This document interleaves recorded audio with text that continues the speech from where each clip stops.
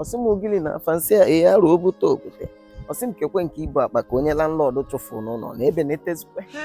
nsị anụ na-ebenetekwa na alụ obute na ọkwanụ sukulu ka nsị abata ife ọsị m sukulu kwa nsị ọsị m gị na-azazi sukulu nsị a na sukulu kwa n'ụlọ akwụkwọ ọsị m ụlọ akwụkwọ ka nka na-eje dimkpala ka m nsị akwanye ya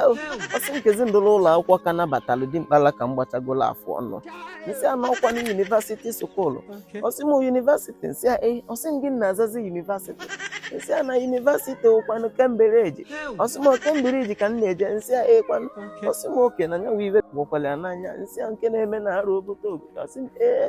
ọsị m kezi ị na-eje amụ na yunivasiti si a na ọkwa n'ebe a ka a na-amụ further education further education si ọsị m gị na-azọkwa further education si a na further education wee mụọ akwụkwọ nke ka akwụkwọ ebe a ka a na-amụ ma ịsụ oyibo